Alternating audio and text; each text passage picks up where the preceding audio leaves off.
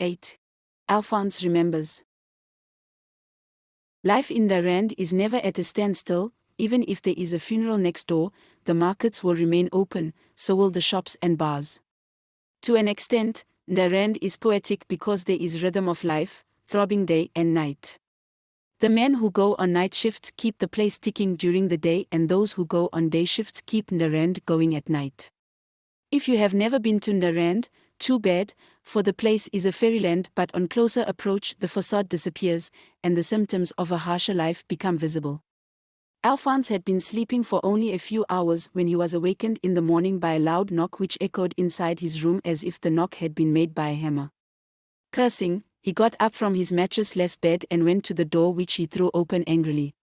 In front of him was the landlady, Mindy Kisi. Behind her he could see some muscular individual hovering in the background as if not concerned with what was happening.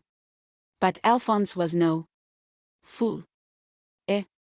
Alphonse asked, rubbing his eyes. I need my money. We gave you a week and it's over. Yes, Madam. I need the money. You'll have it today, madam. When? Mindy Kisi snorted. Before 6, madam. Is that true? You may have heard that we don't take kindly to persons who fail to honor their obligations. I know, madam. So much the better. I hope we won't have to resort to other means of exerting pressure. Do we understand each other? Yes, madam. So much the better, the ex-school teacher said and dragged her huge frame away, her eyes on a list of names she was carrying. Alphonse did not close the door until he saw the muscular individual following the woman, keeping his distance. Just like in Zimbabwe, he thought, recalling situations at the mine when landlords used to have henchmen to help them get money from their debtors. Alphonse could not go to bed again. What would happen if he was thrown out of the room? He had forgotten that he owed her several months' rent, and the money he had got yesterday from reselling vegetables had been squandered on women and booze. Now he was totally broke once again. He had to get some money or else he would be in trouble. Of course, he would have money rolling in tomorrow from Julia. Yes, 1,000 kwacha. He lit his small lamp since the room was in darkness because the window was too small and too high up to let in adequate light. To make matters worse, he had closed the small opening with a piece of cardboard. He looked around until his eyes came to rest on the only photo in the room, huge and framed. There was an air of sadness in the eyes, staring at him from the picture, a disconsolate expression suggesting someone who had tried hard in life but hadn't made it, through no fault of his own. Alphonse stared at it for a long time, muttering, I still remember you, sir. He sat down on the bed, his eyes fixed on the photo. You would not have gone to prison if that stupid girl hadn't refused to lend me the $50. You would be alive today, sir, and the family would be together, and perhaps I would be a lawyer or a college teacher, making you a proud father. But because that girl and her family stood by and couldn't part with a little of their money, you were dumped in jail, leaving me to look after the family. What could I do? I broke into a shop, but luck was not quite with me, sir. I ended up in prison, and since then I have been to jail several times. Sometimes I believed it was my second home. The family is all gone, sir. The girls are a shame, and I would not be far from the truth if I said they are prostitutes, selling their bodies for money. You wouldn't have wanted them to go that way, sir, eh? The boys, too, are useless. And I don't know how mother is faring with her new husband and the 2 children. The family is all gone, sir, except for my daughter. Such a lovely girl. A beauty you would have been proud of, sir. I'm going to bring her here today so that you can have a look at her. She is a smashing beauty. I'll bring her here and tell her you are her grandfather. She has the right to know, sir. Alphonse took out his tobacco, rolled it into a cigar-like shape, lit it, and started smoking, retaining as much smoke as his lungs could allow. Jew, you will have to pay for possessing a heart of stone. If only you had given me that $50 that day we met on the bus, my old man would not have been sent to jail. You are the one who destroyed our family, and yet your mother was a church elder, and yet your parents were from Malawi, too. Jew, how could you be so cold at heart, eh? You destroyed my life, girl, and I'll destroy yours, I say. When I first came out of prison, I stayed with Shea and his parents for some time. I don't know where he is now, most likely dead. He couldn't have survived the shots that were fired into him that day we broke into some rich bastard's house. Anyway, what I'm saying is that people talked, and in no time I was able to piece together the gossip and draw out the truth, and the truth, Jew, was that you had gone away pregnant, and that when you delivered you were rushed off to Malawi and the child was taken by your ma, who claimed it was hers. Soon after that your parents left Mufakos. All I am saying, Jew, is that there is no child without a father, because a child is a product of a man and a woman. And again, all I'm saying is that you cannot deny a child the right to know his father. Jew, if it hadn't been for your hard-heartedness in refusing to give me money, my old man would have had a proper burial. You know where the poor man was buried, eh? The day was scorching hot, making the Harare men loosen their ties as they went about, jackets slung over their shoulders. Most of the women were lightly dressed in their see-through dresses, making adolescents here and there cast sly glances their way. Infants, unable to withstand the heat, started crying, refusing to be breastfed until their mothers had the sense to undress them. Shop attendants got off the counters and stood in the doorways, wearing expressions that put off potential customers. A few days after his release, Alphonse, sweating profusely, stood staring at a prison warder who pretended not to have heard him speak, for he went on filling in the outdated forms from his iron tray. After a time he looked up. "What do you want, boy?" The man had a pronounced Adam's apple and his eyeballs seemed to be too big for their sockets. "I say I'm looking for Mr. Josephotti. He's in this prison." "Who are you?" the man asked, his eyes cold. "I'm his son." The man turned and looked at the wall clock in the guardhouse. As if satisfied that it was not past visitors' time, he whipped out a big black book from one of the drawers. "Josephotti," he asked, flipping through the book until he came to the page he was looking for. He ran his fingers down the page. Then, abruptly, he stopped, his big eyes narrowing. He licked his lips several times in rapid succession before looking up. "You said Josephotti?" "Yes." "Salatiel Josephotti?" "Yes."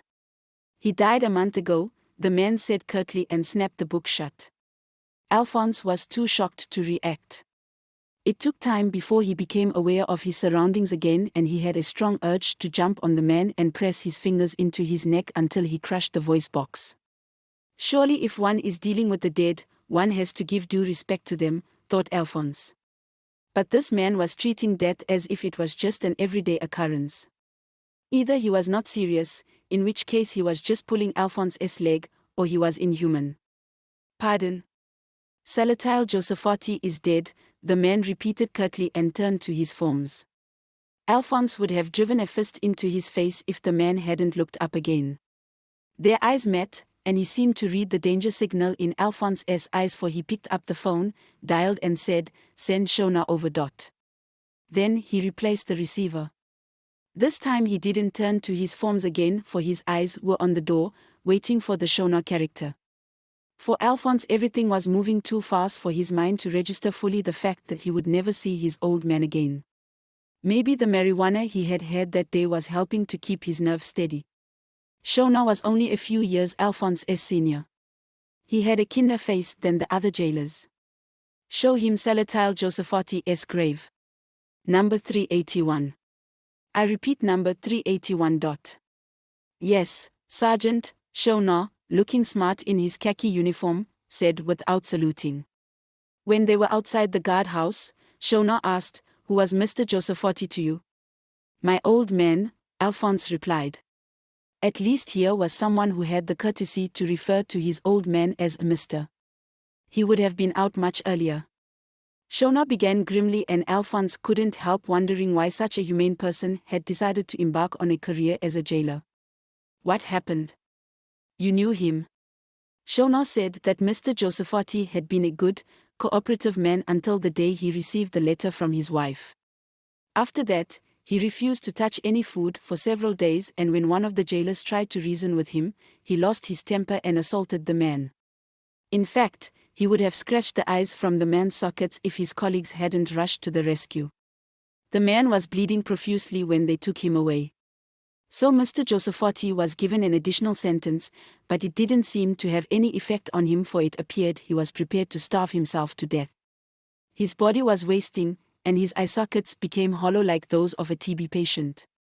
The warders got alarmed and had him sent to the hospital, but Mr. Josephotti had apparently lost the will to live, and one Sunday morning the nurses found him lying on top of his bed, his eyes on the ceiling, not blinking. So, his body was buried by a couple of prisoners in the public cemetery. Alphonse didn't say anything. He could hear his father laughing boisterously at the dining table as he told his family about his school days in Malawi. He could see his father bringing him a ball, and he could hear him say, "I want you to be a great footballer, for all Malawians are born footballers." They reached the public cemetery, a closed world set aside by the courtesy of the city council for unidentified bodies. The wire fence which had once surrounded the area was a mess of gaping holes, and the gate lay grotesquely on the side as if it had been trampled down by a charging herd of elephants. They entered the graveyard, the trees unable to shield them from the glare of the sun. They went into the interior, past small mounds of earth until Shona stopped. "This is number 381. That is where Mr. Josephotti was buried," the young jailer said, pointing to a small mound on which there was a small wooden label bearing the number 381. Alphonse would have broken down and wept, but he didn't want a stranger to witness his distress. He shook his head repeatedly as he stared at the small mound beneath which lay the bones of his father, buried by prisoners as if he had been an unidentified person. He knew his old man had decided that death was the only way out after getting that letter from his wife, because that must have been the letter that told him his son was in jail and that his wife was going away with another man. "You can't be here, sir," Alphonse muttered, his head bowed. After some time, he straightened up and looked around. The young jailer was gone and the place appeared deserted, not even a stray bird was in sight. A knock on the door jerked Alphonse out of his reverie about a past that had always remained vivid and fresh in his memory. "Ed," he called, walking to the door. When he pulled it open, Josiah was there, unsmiling as usual. Professionally, Josiah was a builder, but he had given up his job in order to take up taxi driving. Right now, he ran a taxi service which belonged to an Indian businessman. Alphonse owed him about 50 kwacha. "Come in. "No. I'm in a hurry." "You have my money?" "I meant to see you later." "About the money?" "You got it?" "I'll get money tomorrow, and I say I'll pay, for sure, tomorrow." "But, can you take me to Kanjedza school? I'm picking up a young girl there." "As long as you foot the bill. I don't do anything for nothing." "Sure." "Right then," Josiah said, walking away. "What time?"